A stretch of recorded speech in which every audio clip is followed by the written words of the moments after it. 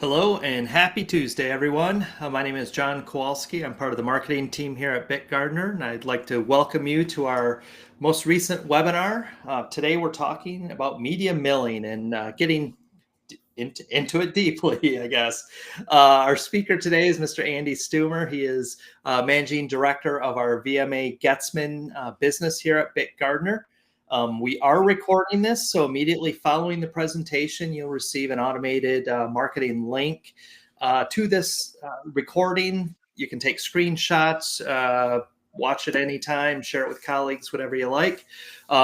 This is an approximate 45-minute presentation. So if you do have questions, please log them in the chat. That should be in the bottom right-hand corner of your screen, and time permitting, we'll get to them. If for some reason we do run out of time and don't get your question answered, we will follow up with you directly to ensure you get the answer you're looking for. So with that, Andy, how you doing today, sir? Hey, John, I'm doing great. Thank you. How are you? I can't complain. Sunny down here in Tennessee, so all good, and looking forward to hearing about media milling from you. Excellent. So I want to welcome everybody online today. Thank you so much for joining us. And as John has mentioned, so this is actually the second part of the overall dispersing series. Last time we talked about the first step, pre-dispersing. And today we're actually going to go one step further and we're going to talk about media milling or fine grinding, as some people call it. So let's go right into the presentation here. So we're going to talk a little bit about the company first, the relationship with VMA here at BIC. Then we're going to dive right into the dispersion process / milling process. We're going to cover some different lab, pilot, as well as manufacturing equipment options. And finally, we're going to close out when we show you some laboratory capabilities that we have at BIC USA, our sister company, or at VMA Getzmann in Germany, where you can come in and visit us for lab trials. So the VMA Getzmann company was founded actually in the early 70s. That beautiful couple there on the top right, Herman and Elke, they're happily married. They're still alive. Herman actually still comes into the office about once a week just to check on the business. And the company is now run by his two sons, Christian and Martin Getzmann. And Christian is actually in charge of the sales group, and Martin does all the financials for VMA. So they're still owned by the same family. The relationship with BIC goes all the way back to 1988. So since that time, we had actually, signed a contract with VMA and with the exclusive distributor here in North America for the VMA product line, US and Canada, that is, not Mexico. Globally, they have about 100 employees, various parts of the world, and they are known, obviously, to be a high-end manufacturer of dissolvers. So they have the Dispersion trademark name, bead mills, basket mills, as well as vertical bead mills, and then they have everything from small laboratory scale. You can see the very first dissolver that was introduced in 1973 on the bottom right, and then obviously going on with different models since then, all the way for now pilot as well as production. We here in the US actually started introducing production equipment about 5-6 years ago, and it's been a good success story for us. We service everything stateside, and we have really good coverage here in the US and Canada. One thing that VMA is known for is probably about 40% of everything that they design and build is custom. So if you go on the website and you see all these different diplomats, these are all stock products, but there is a lot of new end-use markets. You just think of the fuel cells or batteries with 3D print. They're relatively new markets.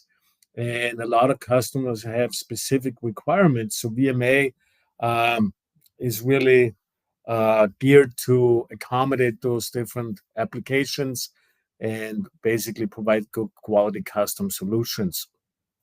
So we have the manufacturing site right there is in Germany. They're about 30 miles east of Cologne, which is kind of in the center of Germany. That building in the middle right there was actually uh, brought online about 3 years ago. Part of that building, I have to say. So they added on the back portion and 2 stories for additional design capability as well as production capability. And then they have a very good quality lab at that site. And then we also have a very nice lab in Connecticut at our sister company, Big USA.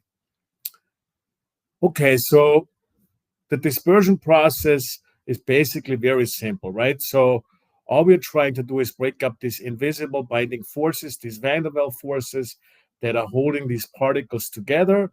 And the reason we are dispersing is to break these binding forces, but we're also going to improve our wetting.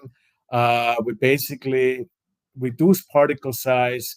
Ideally, we want to go all the way down to primary particle size. That's why we are media milling. That will give us a much better looking product, not only color, but also gloss. It's going to help us improve our pigment efficiency, which in turn will help us save dollars because we can reduce the raw material cost and give us better product consistency. Ideally, helps us with formulations and a good quality dispersion will also provide for a more consistent particle size distribution, which is really critical, of course, and that will also then help us to provide better upscale results, especially when we go from pilot to manufacturing or lab to pilot, or all the way from lab all the way up to manufacturing. So the issues that come up that obviously a problem when we don't properly disperse or we have problems dispersing our materials. So we're going to end up with a poor looking product. Pigments tend to flocculate back together, so that's more of a formulation issue.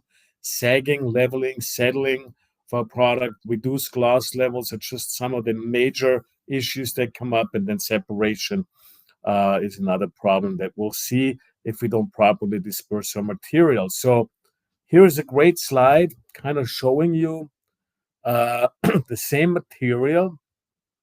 On the left, we just used the dissolver. We pre-dispersed the material, and then on the right side, you can see we continually process the material now with the media mill, and it's a much better looking product. So some people think, hey, if I'm using a dissolver and I have a cowl's blade, do you think that's enough to produce a good looking product? Well, you can see right there, probably is not enough, and you need to mill to get the best looking and performing product. So that's a good example of why that is so critical. So very important, the stability. So pigments require strong color fastness to reduce fading over time. The brighter the product, the better the color usually. We always want to get down in particle size. So ideally, the smaller the pigment, we get a better looking product, better transparency, improved color, and then obviously we can save quite a bit of money because we don't have to put as much pigment into our formula, because by reducing particle size, we're increasing surface area, meaning that we can cut back on the amount of pigment that we are adding into our formula. And then ideally viscosity, the trend is obviously to be on the lower end. That helps us with a good flowing material, putting good amount of energy. You don't want to be too thin, so ideally, between 2,000 to 5,000 centipoise in that range is kind of like an optimum window that allows us to actually see that donut effect, and that then helps us to really put in the energy that we need to break up these binding forces. So if our viscosity is too low, doesn't mean we can't properly disperse, but it just means that we need more time because it'll take more time to put in the energy required to break up the agglomerates and turn them into aggregates, or from the aggregate down to primary particle size. And then if the material is too thick, that makes it also kind of challenging to really move the product and put the energy in.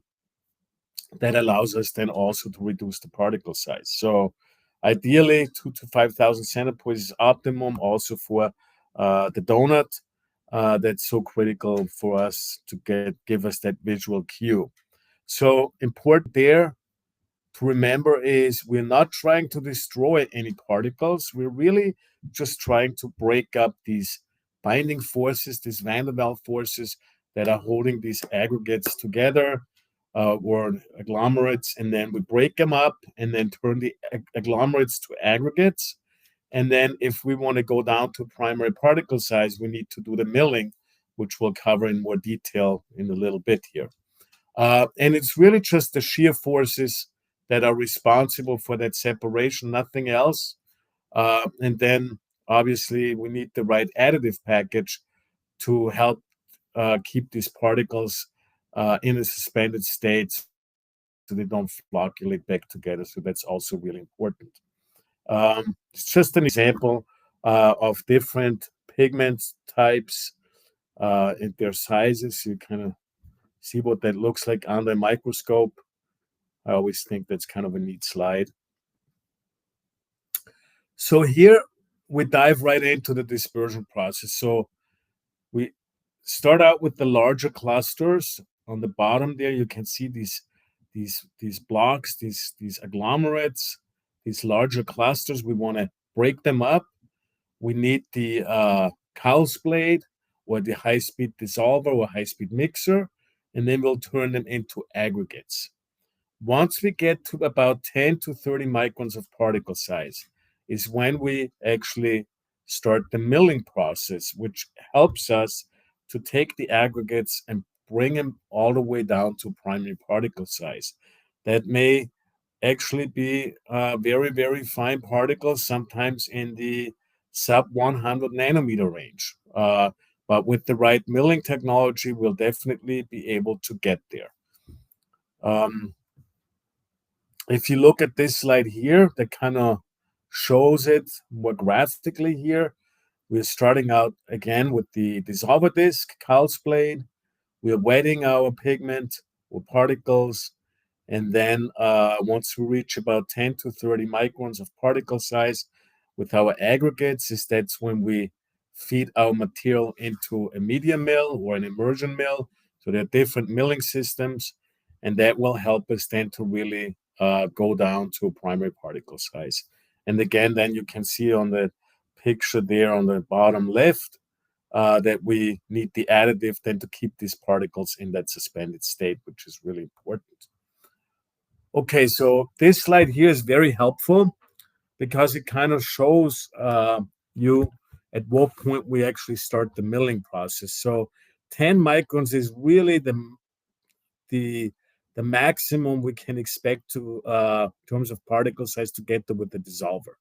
Anything lower than that is much more difficult to get to. Law of diminishing returns would need a lot of time, and we may not ever be able to reduce the particle size more than that.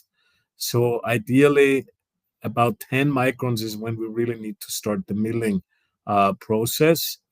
And that's when we are able to go down into the low micron, sub-micron into the nano range. So important there, always remember 2 steps of dispersing.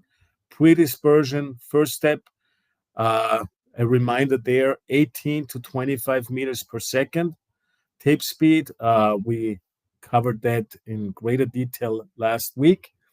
And then for fine dispersing or milling or grinding, we want to run about 10 to 16 meters per second off rotor speed or milling disc speed, so quite a bit slower when we're milling. For the pre-dispersion, we use a standard dissolver or a high-speed mixer. So we have different models there depending on the volume and the type of material. And then for the milling part, we have our vertical bead mills. There's called it the milling system APS for air pressure system. We'll cover that. The basket mills, which some people refer to as immersion mills, and then obviously the horizontal bead mills that a lot of you might be familiar with. That we also offer in that range for the laboratory, the SL mill, and then for manufacturing size, the RS5 all the way up to RS30. Okay, so just a refresher, when we pre-disperse, dissolve a disc vessel size, we want to always ensure that we have about 1/3 of the diameter of our vessel should be the blade diameter. That's usually the rule of thumb. So if you look at that table on the right, you can actually see that there is not one blade that fits just one particular container. So let's take a 1 liter, 1,000 milliliter container right there.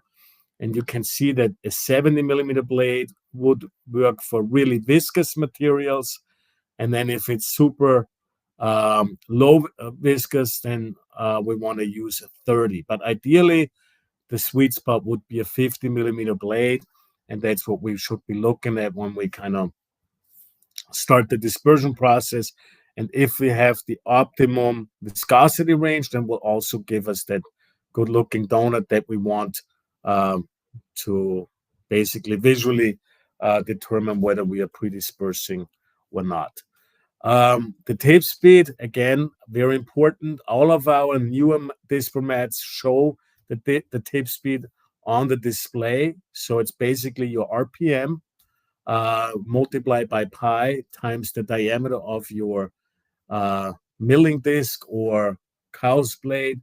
And then if you want to calculate meters per second, you divide everything by 60, but keep in mind you want to express the diameter of the blade or the milling disc also in meters. So if you're dealing with a 50 millimeter blade, you want to multiply that by 0.05. That means in meters, and then you divide everything by 60. That would then give you the actual tip speed in meters per second. So that's what that calculation looks like. And again, on the newer models, you don't have to do that anymore. You can just put in the diameter of the disc or the blade into the on the control panel. Under the circumferential speed, you have that window where you can type that in, and then it automatically calculates that for you. So that's really helpful and definitely needed. So we talked a little bit about the donut that here you can actually see on this picture what that looks like. So that actually is a beautiful donut, optimized dispersion process, a pre-dispersion process, and that's what we want to see. We know we're going to put in a good amount of energy, about 15 to 30 minutes of action, and then we should be ready to do the milling. So again, after we are done with our pre-dispersion process with the blade, 15 to 30 minutes, we want to have the donut effect. Tip speed, again, 18 to 25 meters per second. The right diameter to our vessel, the ratio, so about 1/3 is where we want to start out with. And then depending on the viscosity, either higher diameter or lower diameter. 50% fill rate is ideal. We can go as high as 70% and as low as 40. But 50 is kind of the sweet spot. Go more than 70, you're probably going to end up spilling your material. Less than 40 makes it more challenging to oscillate the blade to exactly the right position, and if you want to move it around. Pigment and filler concentration are critical, obviously. Temperature monitoring, important, especially when we are milling, while we're putting in a lot of energy, even during the pre-dispersion process. Putting energy into our mill base means we increase the temperature pretty rapidly, but because we only usually pre-dispersing between 15 to 30 minutes, for most application, uh, temperature or jacketed vessel there would not be as critical. But since we have customers, or most of the customers would then move over to a basket mill and they want to mill in the same vessel, it's highly recommended that you actually start out with already a double wall container that gives you the cooling capabilities right from the start. And that way, you don't have to worry about moving the material over to another container. You can keep it in there and just turn on your chiller, and then allows you then to properly dial in the right temperature, and that ensures that you're properly managing the temperature of your mill base. And again, the additives are always critical. We already covered that. And then once we reach the right particle size, usually that threshold there, 10 to 30 microns, maximum is really the 10 micron. At that point, we then start the medium milling process. So again, remember that photo that I showed earlier? Some people thought, hey, we can stop after the dissolver step. Well, that's not a good idea. Your product won't look that good and won't perform that well. So with the dissolver, we are only able to put in a limited amount of energy. That means limited shear force. It's only to deagglomerate these larger clusters, to turn them into aggregates. We are not going down to the primary particle size, but just using a dissolver. So it's a critical step for any dispersion. And again, if we stop just using a dissolver, our color strength would be limited, and it's just not ideal for most applications. So when we're actually milling, we're going to be able to put in a lot more energy. We're able to really go down to primary particle size, and that gives us actually the best looking product that we can possibly achieve. Okay, so what happens inside of a bead mill?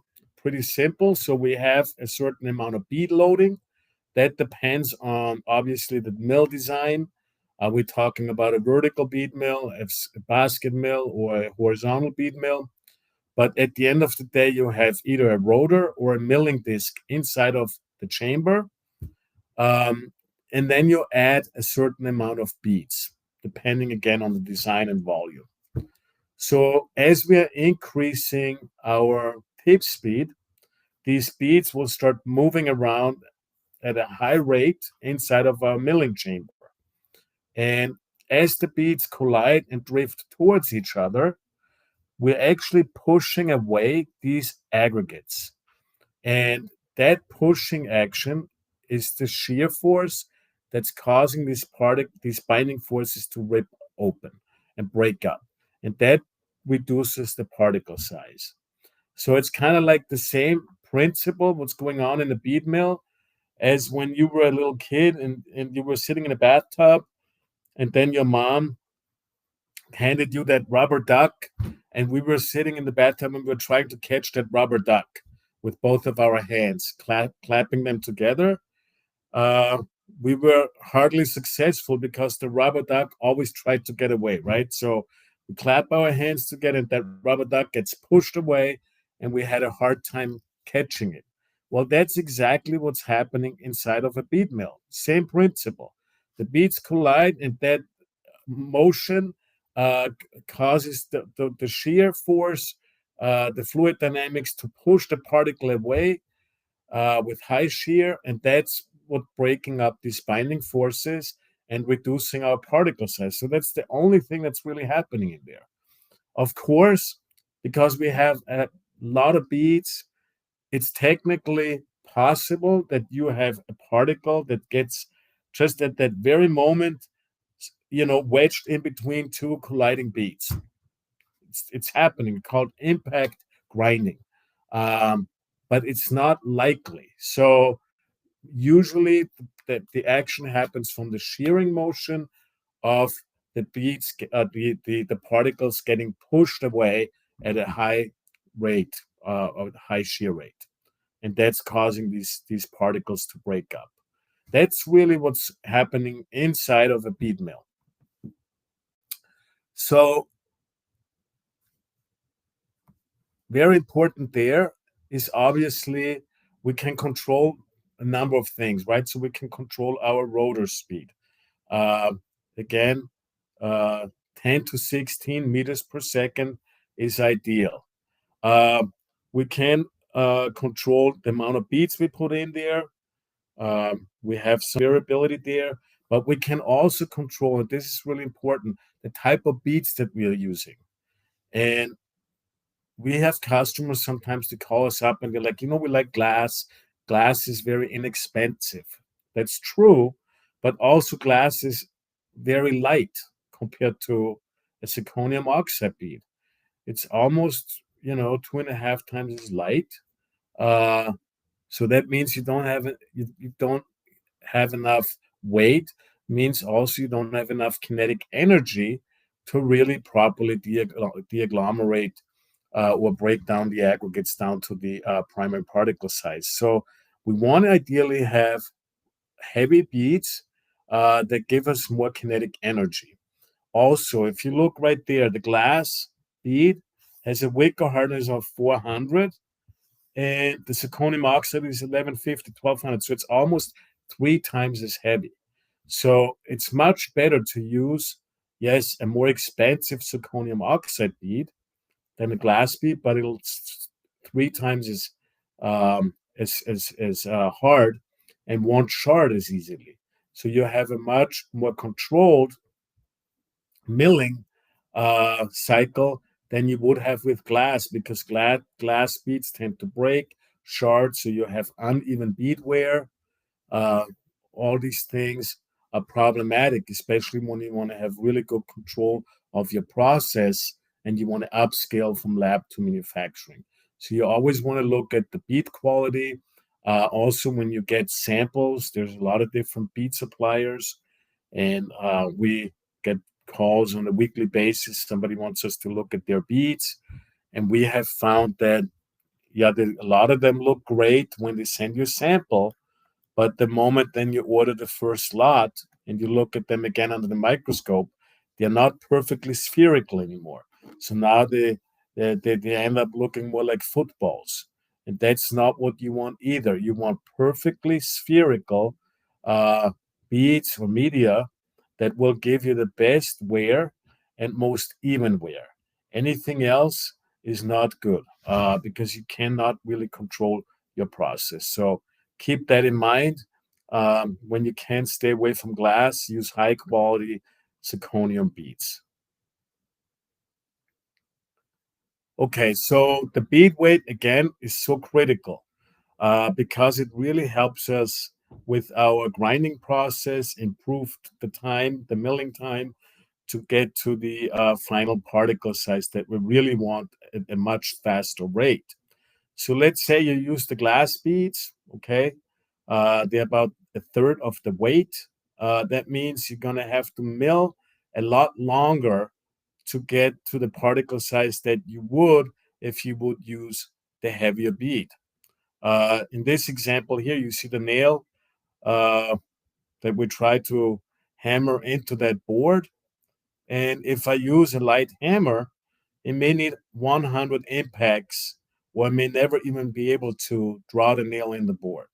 So as I increase the weight of my hammer, I will reduce the number of impacts it takes to draw the nail in the board. So that's kind of like the same principle that we have inside of a media mill. So we always want to get the heavier beads to help us improve the milling efficiency. Um, you may want to look at that formula right here, write it down. So it's the kinetic energy that you want to look at. So obviously that plays an important, beads will play a very important role.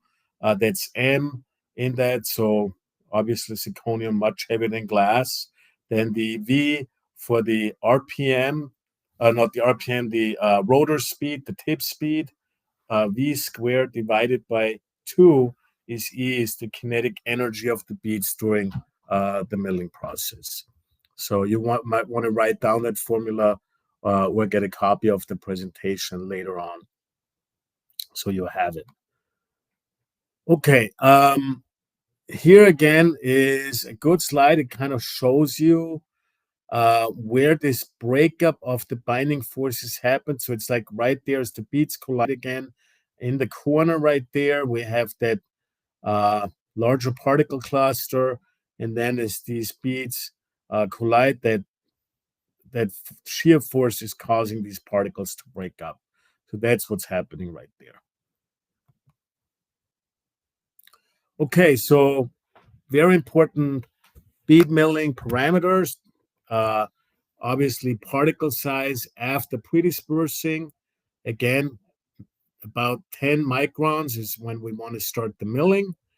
Bead size and weight for the kinetic energy are critical. The bead type, try to stay with zirconium oxide beads if you can, or equal type bead with the similar specific gravity and hardness. Bead loading, always make sure that you have spherical beads and not footballs or any other weird shape. Again, rotor speed 10 to 16 meters per second. Product temperature, very critical there. We need cooling. When we're milling, we're putting in a lot of energy. Our temperature will increase very rapidly. So double-walled vessels, always important, and good chilling systems to allow us to manage the temperature. The amount of energy we are putting in, the number of passes, how often does my mill base cycle through the milling chamber or our basket mill, the amount of time it takes, or the total time to get down to the desired particle size, is total mill time, our viscosity of our mill base. So if obviously our viscosity is very, very low, it will take a longer time because we have a harder time putting in the energy. And if the mill base is too thick or viscous, we may have a difficult time processing the material through our milling chamber or basket mill. So you always want to make sure that you have a good flowing product. If you have material that's like a paste, for example, then you can still mill it, but it's a lot more challenging to get it through the mill, and you need some sort of a plunger system that helps you actually push the mill base through the mill. You couldn't really use a basket or an immersion mill because you won't be able to get the product flow through the mill. That plunger setup would really only work with the horizontal medium mill. The milling tool diameter, always important. How big or what's the diameter of our rotor or milling disc. The material that we're using is also important. So when we are milling in itself is a very abrasive process. So the standard configuration is stainless steel. But if you're milling for a long time, and let's say you're milling white pigment, for example, or white material, because of the standard configuration, it being stainless steel, you could have residue or deposits of the steel ending up in your mill base. So we have seen actually where a good-looking white product turned gray because of the iron deposits from milling. So for that, we also offer zirconium lined milling chamber, zirconium oxide rotors, or milling discs. So there are many different options. We also offer silicon carbide as an option there, which is black ceramic. For certain application that's required where they can't have any iron deposits in the slurry, like battery, for example. And then obviously the type of bead mill, whether we're going with the horizontal, with the vertical bead mill, or with an immersion or a basket mill. So it's different options. So the great news here is that a Dispermat made by VMA is modular in principle by design. So what that means is you're buying a dissolver or a high-speed mixer. You can see that in the middle. That's a Model AE. And then you can buy all these different accessories. So you can buy a TML on the bottom right, that's our basket mill. You could buy an APS, which is a vertical bead mill. So all these are different milling systems that seamlessly fit right onto the Dispermat. Optionally, you could buy a rotor stator or a vacuum system. We can also provide a TML, the basket mill, with vacuum. Some people like to remove air that's entrapped in our mill base and have a more homogeneous milling cycle. So they want to have a basket mill with vacuum. So that's also possible. And then we offer the ASC, which is a wall scraping unit, which helps you remove any residue or any buildup on the container wall and then push it back to the middle of the container. That's more for pre-dispersing. When we are milling, that's not really an option because we don't have enough room inside of our container for the scraper arm and the basket mill. Both of them together is not an option. And also keep in mind that we need a flowing product anyways. So a scraper may not even be needed when we are milling with the basket mill because the product has to flow to get in and out of the basket. So the scraper tool is really for really viscous and very thick materials that we wouldn't necessarily be milling with the basket mill anyways. Okay, so here's a close-up. So this is a great example. So this format right here, that has that clamping ring on top, right there, below the motor flange that allows us to remove the entire tool and then replace it with the basket mill very quickly. Our laboratory scale models, they can go all the way up to 20,000 RPM, so very high RPM range. And then explosion proof models are available. And then obviously we have different software options and control panel options depending on how much information or data tracking you need, and do you also need it for upscaling from lab to pilot to production. So the modularity of a Dispermat means you can use it as a homogenizer that allows you then obviously to buy different attachments or tools like a propeller blade or a butterfly blade. So that helps you, also mix materials. Then you can use it as an emulsifier where you would actually buy that rotor stator that you have seen a picture, or as a lab disperser that helps you disperse with the dissolver disc or a milling disc or a basket mill. So that's the beauty of a disc format, fully modular, giving you a lot of different options on how you can finish your material. This picture or this slide here kind of details the inner workings of a basket mill. So on the bottom right there, you can see that picture with the yellow milling disc. So right above it, we have a pumping wheel. You see that those little notches or fins, they will actually create a vortex, and that vortex then will draw the mill base into the basket. What you don't see on this picture is obviously the beads inside of that milling chamber. So that whole chamber would be filled with media.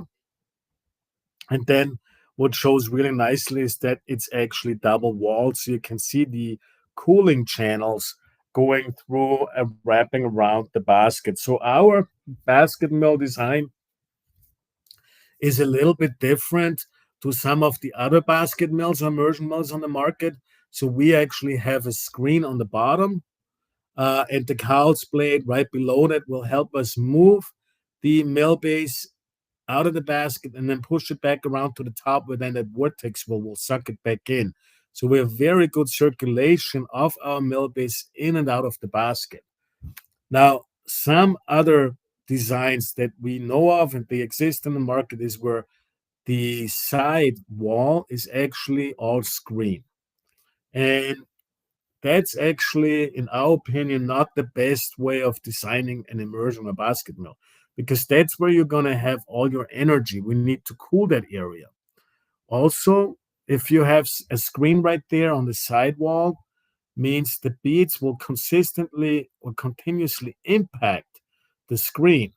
meaning you have a very high wear of your screen and bleeding that material into your mill base. So that's not optimum either, because you have high wear of on the screen, means frequent screen replacements. So for that, we prefer the screen on the bottom and the cow's blade to draw it out, push it back around, and then it gets sucked back in to the basket. So kind of see that on the top, that picture, that vortex, how it gets kind of sucked back in to the mill. The big advantage of a basket mill compared to a horizontal media mill is it's very efficient. We can easily go down to 500 nanometers very rapidly. It's really a very efficient way of milling. It's very easy to maintain. You don't have any seals. There's no leaking. There are no O-rings really. So basically, when you're done milling, you just basically replace the container with another container that has cleaning fluid, and then you basically submerge the mill into that, run it for a little bit, and then it basically washes it out, and then rinse and repeat until you have a pretty clean mill. If you're staying within the same color family, you wouldn't have to open up the mill. I mean, obviously you can. There are some two screws on the bottom to remove the screen, and then you drop the beads out, and then basically you put them in an ultrasonic bath and have the beads cleaned that way. That would be one way, or just run them through a solvent bath. That some people do that as well. We do have a nano kit, so that allows you to get a screen all the way to 0.2 millimeters.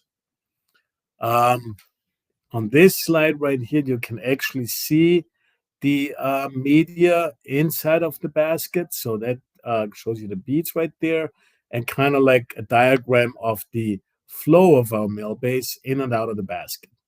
So it's really good movement. And that cow's blade on the bottom, it really isn't there to deagglomerate, since that already happened when we disperse the material with the dissolver. This is really only to draw out the mill base and then push it back around to the top of the container, and then that gets sucked back in. So that's the design of our TML. Again, very efficient. This is a production scale TML for our manufacturing unit. The beads get added in right where you see that screw right there. You remove it. There's a funnel, and then you just add the right bead volume to the basket mill that way. Okay, so on the TML, we can go all the way from a quarter liter of product all the way up to 2,000 liters. So it's beautiful how scalable it is. We have a scale-up ratio of almost 1-to-1, which is pretty unheard of. Excellent upscale ratio. Again, the cleaning up is relatively easy, especially if you're used to working with horizontal mills. There is really no comparison. I mean, I work on horizontal mills a lot, and I will prefer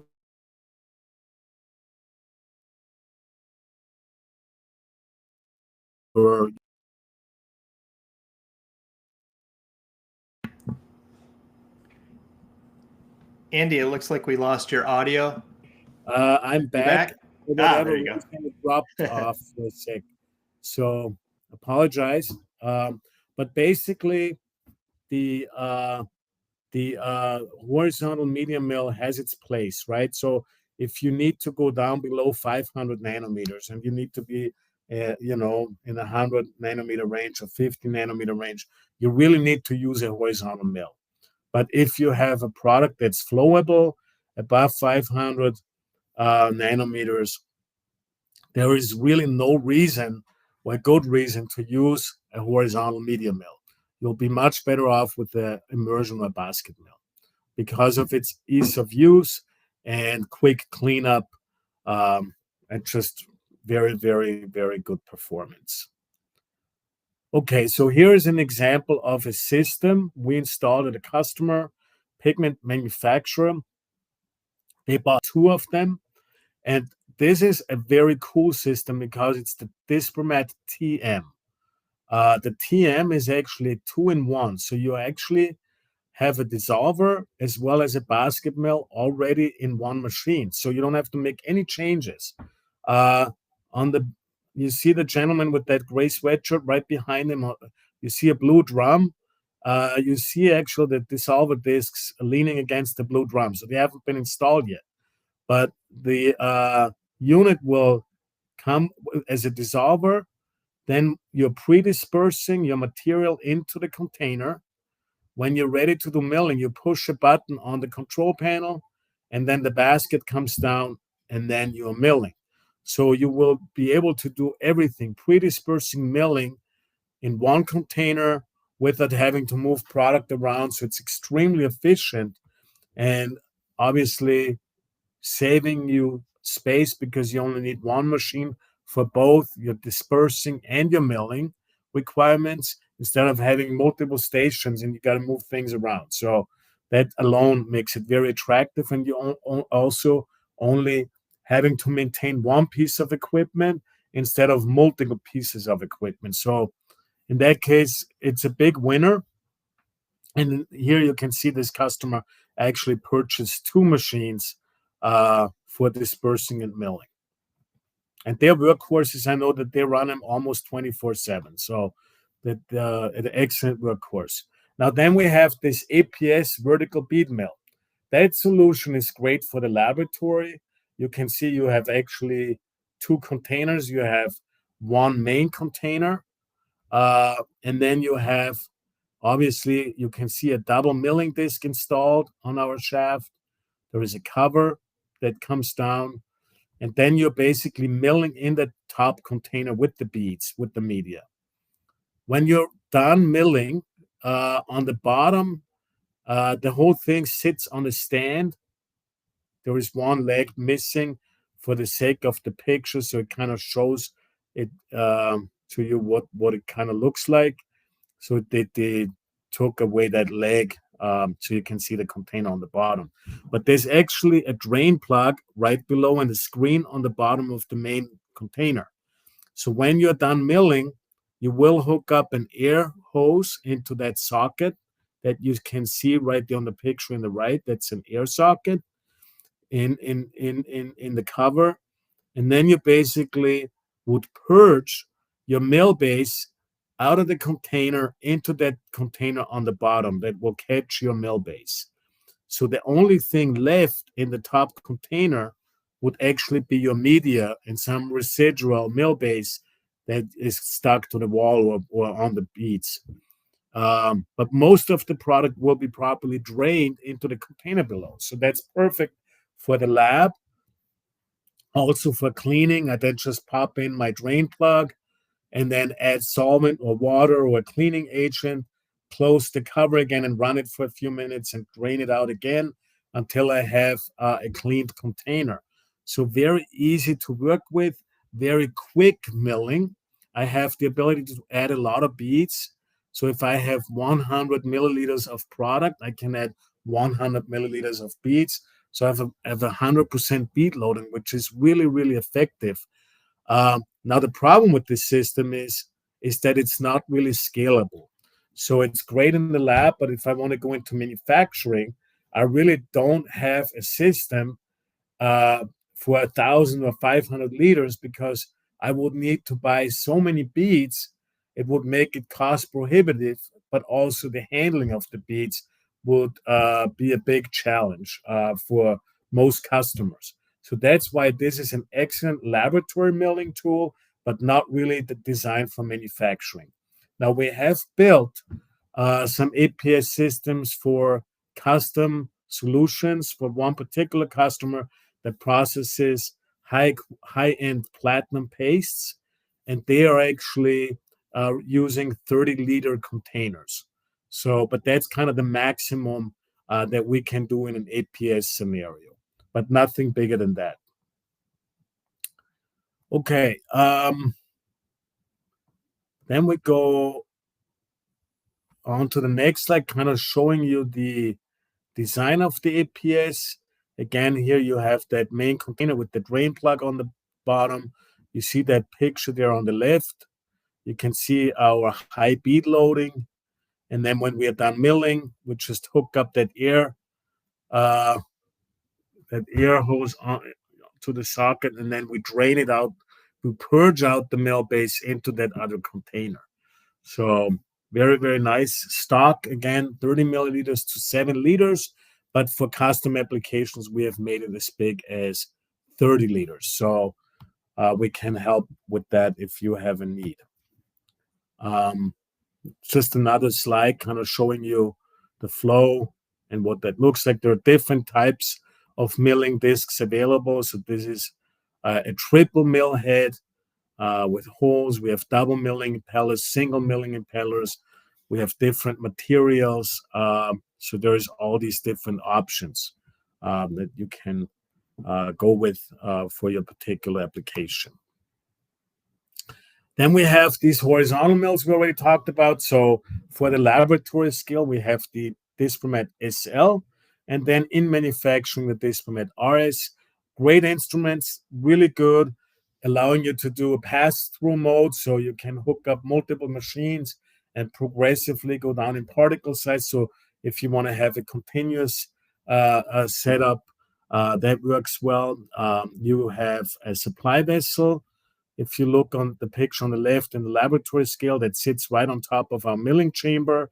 There is an agitator pump and a cowls blade with a motor that drives actually the material or forces it into the milling chamber, and then you can circulate it back. So a very good flow in and out of the basket mill. We also offer a nano kit, allowing you to use speeds as small as 0.1 millimeter, all ceramic with nano, but a really, really good research tool, and that's scalable. So we can help with that if you want to go into manufacturing.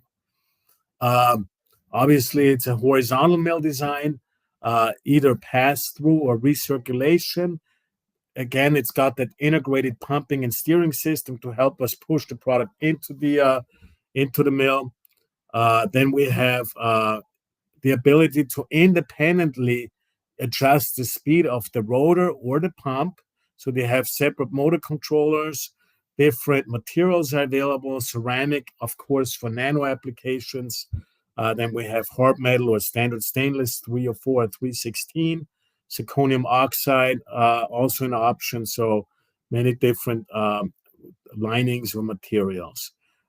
Standard media 0.3 to 3 millimeters, or with the nano conversion kit or standalone nano, all the way down to 0.1 millimeter, which is really, really small, but needed if we want to go below 100 nanometers. We got great laboratory space in Germany at VMA. You're going to come in. That would be an option especially if you have a location in Germany and you want to send somebody in. We'll be more than happy to accommodate you. We also have a laboratory in Wallingford, Connecticut, that actually has a lot new equipment now. We added the new AE6 with the C controller, giving us the best possible upscale data that a lot of customers are looking for. We have all the different attachments, so we can disperse, mill, homogenize, emulsify. So we got everything up there to really show you how the equipment works and the kind of data you're getting out of it. And then we also have a beautiful horizontal mill up there as well. We got actually a smaller one and a large one, depending on the volume. So the lab in Wallingford obviously is a lot closer than Germany. It's a first-class lab facility. We have the ability to show you the equipment, run your product on the equipment. We are able to actually utilize our colleagues' knowledge up there. So they're like the chemists from the additives team. They take part in the trials. They're supporting us. And if somebody has any questions about an additive adjustment or looking at different additive packages, so we are more than happy to help with that also. Some people want to just come in and look at it as a showroom. and not even run prog, just check out the equipment. We can set that up as well. Or you can bring in anybody on your team who needs to learn more about milling and dispersing. We'll be glad to set something up and just help with the educational part. Okay, so that covers the presentation today, and I hope that answered a lot of your questions. Thanks, Andy. Great stuff as always. Appreciate your insight here. Couple questions here. We have a couple minutes left. What is the viscosity range for better dispersing? I mean, we talked about that earlier. So for pre-dispersing, ideally, and not everybody has the same viscosity range. Our view is that between 2,000 to 5,000 centipoise is really optimum. You're gonna get a very good looking donut when you're pre-dispersing. That's what we want to see. We're able to put in a good amount of energy. The material will flow properly. Of course, we can disperse viscosities that are lower or higher, but we just find that that's a really optimum viscosity range between 2,000 to 5,000. Does it depend on the material you're running, or is that a good guidelines to start with? It's a good guideline to start with. Okay. Obviously, everything is at the end of the day material dependent, formulation dependent, but we find that gives us the best possible window. Sounds good. Sounds good. Another one here. What are the most common challenges you encounter during scale up from lab to production media milling? And are there things that can be done to help mitigate those? A lot of times is that what we see is that people want to compare apples to oranges, right? So, for example, they have an immersion mill or a basket mill in the lab, and then they want to scale it up. Or they have a horizontal mill. We see that quite a bit, or a 3-roll mill in the lab, and then they want to scale it up to a production scale immersion mill. So these are issues that are coming up quite frequently. So you really always want to compare apples to apples. So if I'm in the lab and I have a production environment and I need to scale to that, immersion mill or vertical bead mill in my manufacturing site, then I need to have the same type of equipment in my lab. At that point, I'm looking at the ratio again, the rotor ratio, the tip speed. You're looking at cooling. You're looking at the right amount of mill base, the right bead type. So you don't want to have larger beads or smaller beads in the lab. You want to use the same beads. So you want to dial in these processing parameters. Same tip speed, ideally. If I'm running 16 meters per second in my lab, I need to run 16 meters per second in manufacturing. Mm-hmm. So it's not about the RPMs. When you look at large manufacturing equipment, you can actually see that the RPMs are much different than on the laboratory scale. Excellent. Makes sense. All right. Well, thank you, Andy. Thank you, everyone, for joining us. I hope you learned something.